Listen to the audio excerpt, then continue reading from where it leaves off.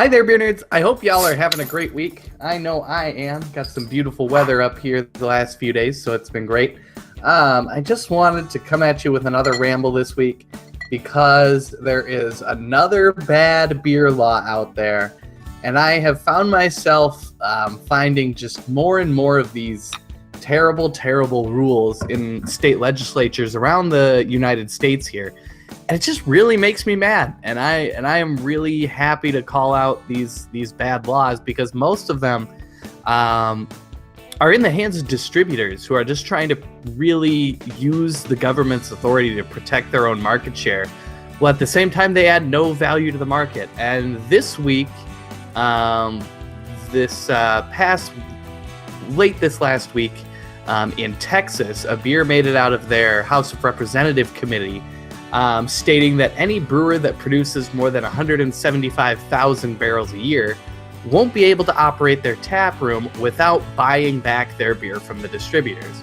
So if you've been watching this channel regularly, I had another video ranting against the state of Maryland for trying to pass a similar law a couple months ago, where basically distributors who buy the beer from the breweries to sell to bars, restaurants, and liquor stores. Those separate entities, once breweries reach a certain number of barrels served in their tap room, they get to get in on the brewery's cut of their tap room money. And in this case, in Texas, it's even worse because it's a straight volume cap on your brewery. If you produce more than 175,000 barrels, you need to sell your beer to the distributor and then buy it back for them with a slight markup.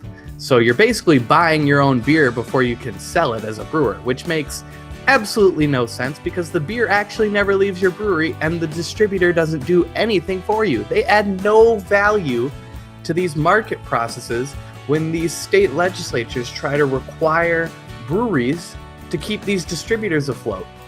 Now,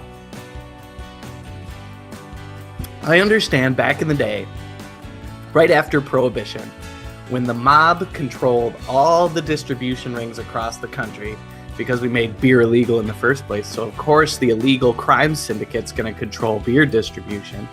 But they tried to put in place all these rules, and tap rooms sidestep those rules a little bit because they allow direct-to-consumer sales from brewery to consumer, which previously, before the craft beer revolution, wasn't really possible. But now that distributors are starting to feel the heat a little bit as tap rooms get really popular because people really, really love going to the source and making that choice, it's really sad to see these distributors try to lobby government to just get them money for doing absolutely nothing in the market. In particular, this Texas beer law is really weird because it targets breweries that produce 175,000 barrels or more. So for scale, that's a really, really big brewery. I'm pretty sure probably half the states in the country don't even have a brewery that big. And my state of Minnesota here, I think we only have 2 that would qualify for that. So, these are really, really big breweries. So they're not really targeting, your local brewery down the road that you like to go sit in the taproom at. I think what they're more or less targeting is actually craft brewers that have been bought by AB InBev because they're so big. They're so big that they have to be at least regional players if you're doing 175,000 barrels. But AB InBev loves buying craft brewers, number one, because they get to cut out that distributor middleman when they buy all these tap rooms, which is really great. For them anyway, maybe not for craft beer lovers, but for them, they get to cut a distributor out of the loop. So, when they're targeting these really big breweries, they're really targeting the big beer conglomerates and saying, look, we see you're trying to weasel us out here. By buying up these really, really big craft beer brands, and we want to make sure you can't weasel us out here in Texas, which I just think is a lot of crap because what you're effectively doing, aside from trying to get back at AB InBev, which maybe is okay, but what you're really saying is, look, craft brewer, if you have a lot of success, like a lot of success, if you want to continue to operate a tap room in Texas, you're either going to have to shell out a lot of cash for nothing yourself, which essentially kind of puts a ceiling on how big you're going to be as a kind of local / regional brewery, or you can sell out to AB InBev and they'll pay that cost for you. So basically, by taking a shot at AB InBev and putting a ceiling, essentially a ceiling, before you get penalized on how big you can get, if I'm a craft brewer who's approaching that 175,000 barrel limit, and I see that my profits are going to take a dip if I push past that boundary, I might just think about selling my brand at that point, because then I'm like, you know what? I can't grow it any bigger. I can't be a large independent brewery without it really hurting my bottom line and my ability to continue my growth, because I just have to give away money to these distributors for nothing. Maybe I won't try to be a big regional player. Maybe I'll just sell out. And so, it really kind of puts the ceiling of success, unless somebody is really, really, really driven to not sell out. You'd have to think twice before expanding beyond this kind of 175,000 barrel limit.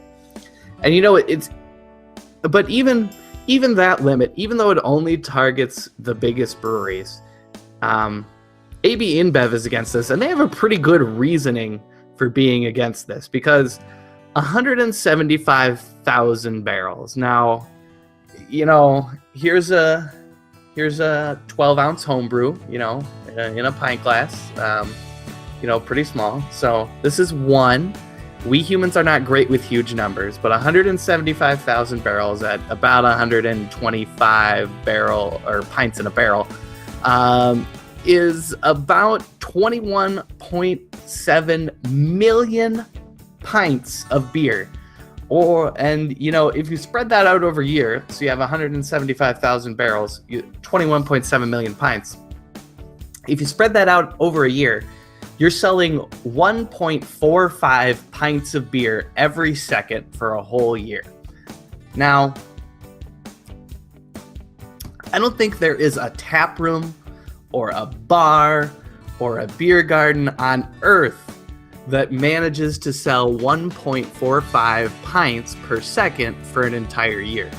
It takes longer than 1.45 seconds to pour a pint of beer.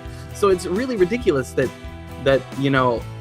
just limiting the volume and saying, look, if you're above here in total volume, you're paying us a fee on every pint you sell in that brewery, in that tap room.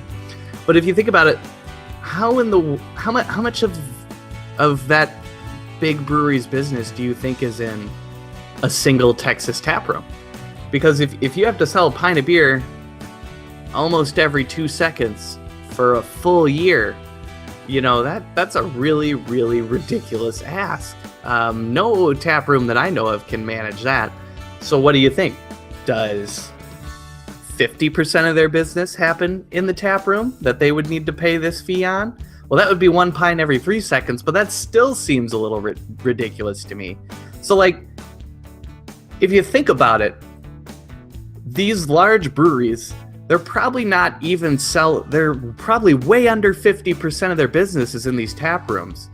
And yet, these distributors get to charge a fee for this pretty small minority of business that they're not getting.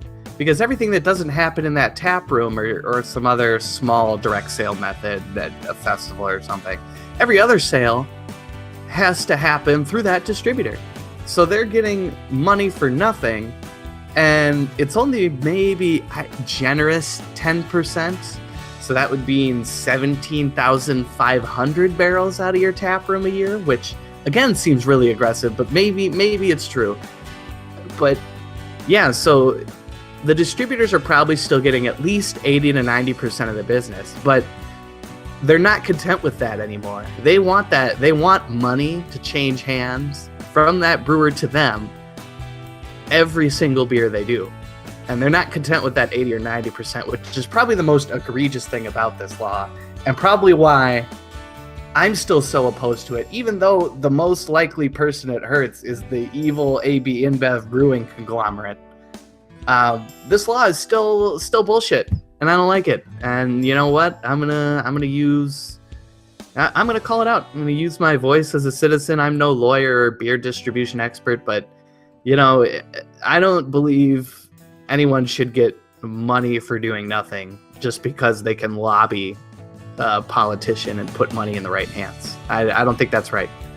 And so maybe you guys have a different opinion out there, but to be honest, just it would be a ridiculous tap room that would even take 20% of the business out of a distributor's hands, and yet they're just not content with it anymore. And I don't understand why they get to throw their weight around like this. So let me know what you think down in the comments below, and I will have a new Beer by the Numbers episode for you up this Thursday morning, so be sure to stick around for that. Cheers, beer nerds.